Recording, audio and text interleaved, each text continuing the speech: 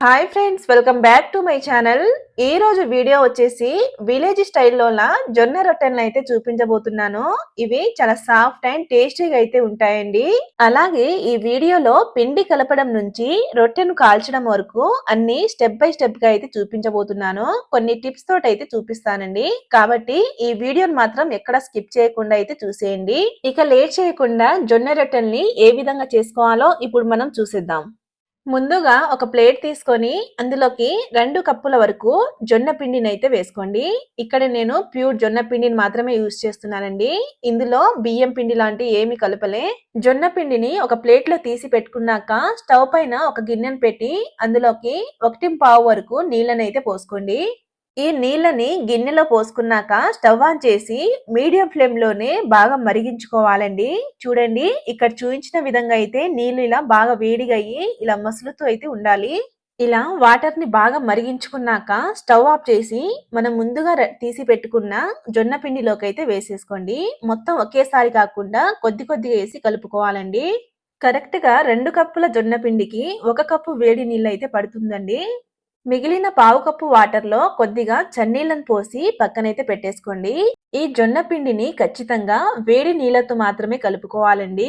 అలా వేడి నీళ్ళతో కలుపుకోవడం వల్ల పిండి నుంచి జిగురు ఫామ్ అయి రొట్టెలు అనేవి చాలా సాఫ్ట్ గా అండ్ టేస్టీగా అయితే వస్తాయండి. ఇలా వేడి నీళ్ళను పోసి కలుపుకున్నాక పిండిని ఇలా పట్టుకొని చూస్తే ఇది చూడండి, ఇలా ముద్దలా అయితే అవ్వాలండి.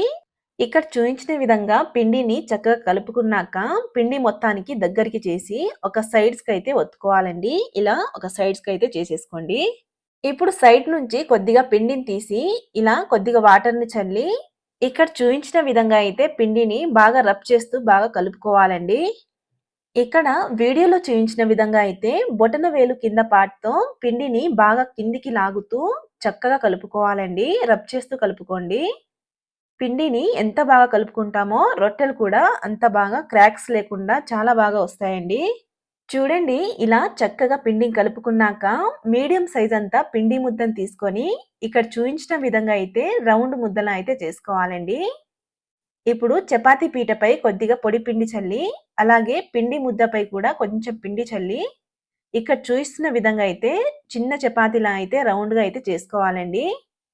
ఇలా ఒత్తుతూ రౌండ్‌గా అయితే చేసుకోండి.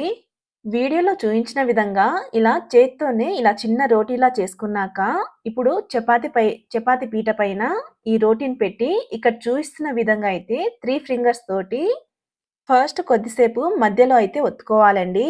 ఈ రోటీని మరీ గట్టిగా కాకుండా కొంచెం లైట్‌గానే ఒక పావు వంతు రోటీ అయ్యే వరకు ఫస్ట్ మధ్యలో అయితే ఒత్తుకోండి. ఇలా మధ్యలో కొద్దిసేపు ఒత్తుకున్నాక రోటిని తీసి మళ్ళీ కొద్దిగా పొడి పిండినైతే చల్లుకోండి. ఇప్పుడు వీడియోలో చూపించిన విధంగా ఒకే డైరెక్షన్ లో చేత్తో ఒత్తుతూ మధ్య మధ్యలో రోటీని కదుపుతూ ఇలా రౌండ్ గా అయితే ఒత్తుకోవాలండి. జొన్న రొట్టెల్ని ఫస్ట్ టైం ట్రై చేసే వాళ్ళు కొంచెం తక్కువగా పిండిని తీసుకొని చిన్న చిన్న రోటీలు అయితే చేసుకోండి. రొట్టె సైజ్ పెరిగే కొద్దీ మరీ ఎక్కువగా అయితే కదపకూడదండి. అలాగే పిండి మరీ లూజ్ గా కాకుండా కొంచెం గట్టిగానే కలుపుకోండి. ఇలా రొట్టెను పూర్తిగా పల్చగా ఒత్తుకున్నాక నీళ్లతో చేతిని తడిపి పైనుంచి ఇలా లైట్ గా ఒత్తుకోవాలండి. ఇప్పుడు ఈ రోటీని ఇలా జరుపుతూ కింది నుంచి ఒక హ్యాండ్ ని పెట్టి ఇలా పూర్తిగా హ్యాండ్ మీద పెట్టేసుకున్నాక బాగా వేడవుతున్న పెనం మీద అయితే వేసేసుకోవాలండి. రొట్టెను పెనం మీద వేసిన వెంటనే కొద్దిగా నీళ్ళని అయితే చల్లుకోవాలి. ఇలా నీళ్ళని చల్లుకోవడం వల్ల రొట్టెలు చాలా సాఫ్ట్ గా అయితే వస్తాయండి. రొట్టె పైనుంచి చల్లిన నీరు డ్రై అయ్యాక ఇంకో వైపు తిప్పి కాల్చుకోవాలండి. ఇక్కడ ఖచ్చితంగా పెనం అయితే బాగా వేడిగా ఉండేలా అయితే చూసుకోండి.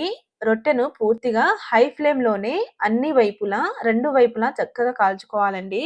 చూడండి, ఇదే విధంగా మిగిలిన పిండితో కూడా చక్కగా రొట్టెలను అయితే చేసుకోండి. ఇలా రొట్టెను కాల్చుకున్నాక తీసి ఒక ప్లేట్ లో క్లాత్ ని పెట్టి రొట్టెనైతే లోపల పెట్టేసుకోండి. అంతేనండి, ఎంతో టేస్టీగా ఉండే జొన్న రొట్టెలైతే రెడీ అయినాయి. ఈ వీడియో గనుక మీకు నచ్చినట్టయితే లైక్ చేసి సబ్స్క్రైబ్ చేసుకోండి.